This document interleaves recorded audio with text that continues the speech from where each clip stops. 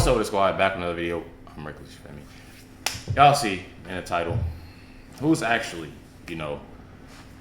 as you can see, running the White House. Who's actually in control. Let's go ahead, jump right into it. Make sure y'all hit the like button, subscribe. I definitely appreciate everybody tuning in, watching these reactions. Make sure y'all stay tuned for more videos.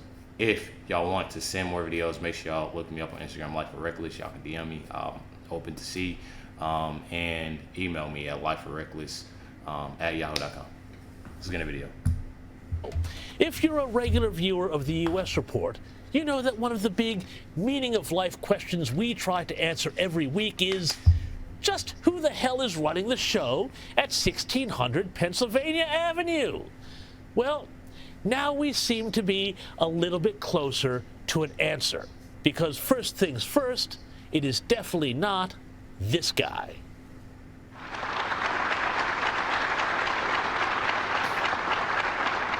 And just seeing him, like, this is obviously a joke to me, honestly. Honestly, better not see nobody in the comments saying that he's done anything, good, honestly. Just hearing the last video, make sure y'all go check it out, Maui. What's going on in Maui, a reporter, talking about everything that's going on, exposing things. That was my first time hearing, him actually making jokes about things and doing it. And that definitely, I already didn't really like what he had going on, obviously. But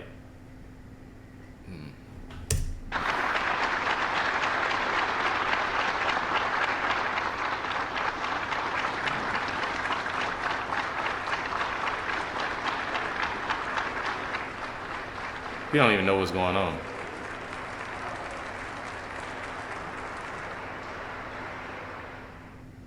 Now, what you just saw was another bit of Biden weirdness as the president abruptly walked out of a Medal of Honor ceremony this week before the final benediction was offered.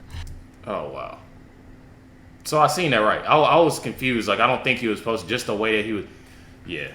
It's like literally like somebody has a remote control and is literally speaking for him and controlling him, walking away and doing. Guess he didn't have any of those handy-dandy presidential note cards around. The ones that say, you sit here, you stand there, you, Mr. President, don't leave until the ceremony is over, or you don't get any ice cream. Anyway, naturally, Karine Jean-Pierre was there to play cleanup. He left as planned, as it was planned. He left. And then you have another joke that pops up. I hope this video gets out to y'all. He left as planned, as it was planned. He left when there was a pause in the program in order to minimize his close contact with attendees who are about to participate in a reception. Minimize contact, you say. Well, it's another day, another dollar for the hardest working woman in show business. It wasn't the dementia. What did it? It was COVID. Yeah, that's the story, honestly. So that's the question then. If Joe Biden isn't running things, well, who is? And whispers have been growing that the guy really pulling the strings is this man. But my thing is, if they're going to blame it on that seat, I got to watch what I say. If they're going to blame it on the sickness, why wasn't he wearing the mask? I mean, we just trying to make this make sense. Don't lie for him. I mean, it's a lot of people out here that actually pay attention and actually know. That's wild to me. Barack Obama. Now, observers have noted that for some time the former president has been acting behind the scenes like, well. And I'm tired of seeing him with the hot dog stuff. Seeing about what's going on with the whole. Y'all know what I'm talking about.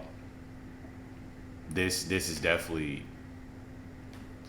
That for some time the former president has been acting behind the scenes like, well, a bit of a string puller.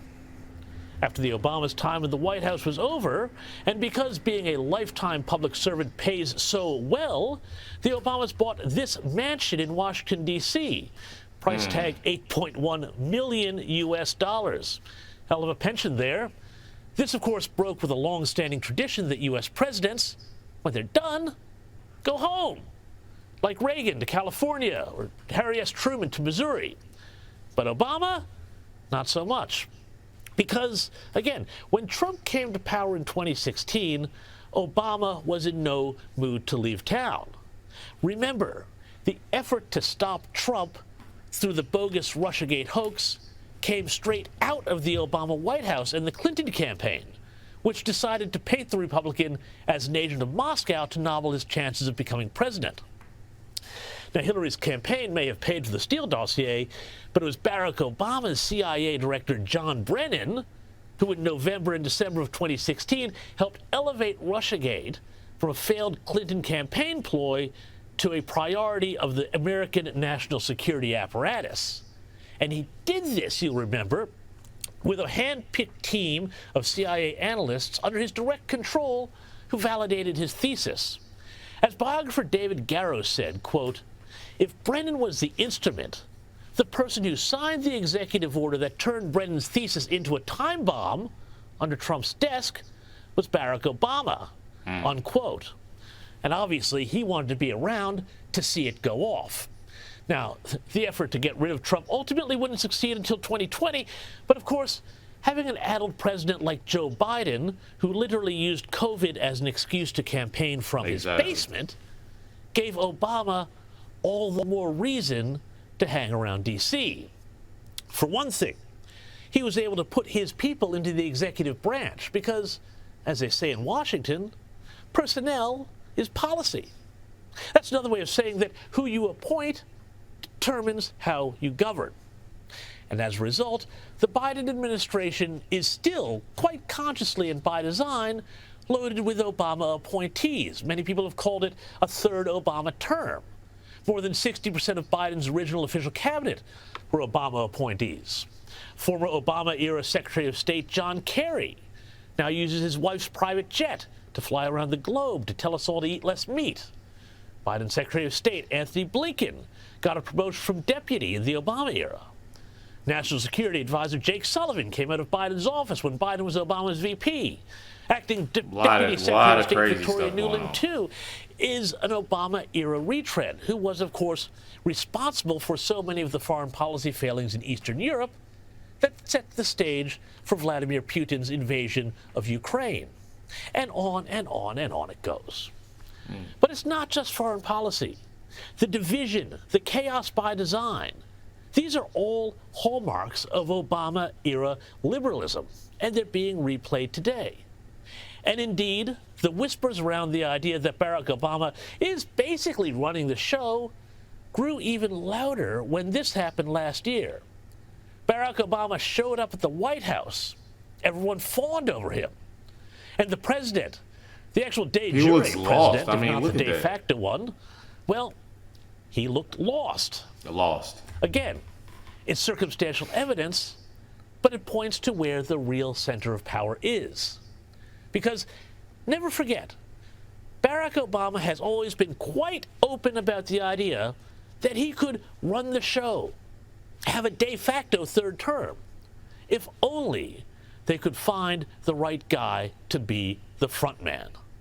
People would ask me, knowing what you know now, do you wish like you had a third term?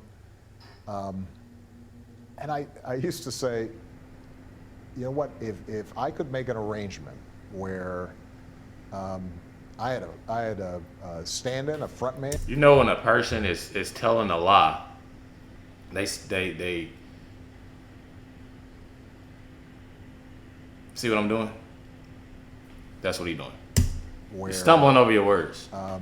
I had a stand-in, a front man or front woman, and they had an earpiece in, and I was just in my basement in my sweats, looking through the stuff, and then I could sort of deliver the lines, but somebody else was doing all the talking and ceremony. Wow. I'd be fine with that.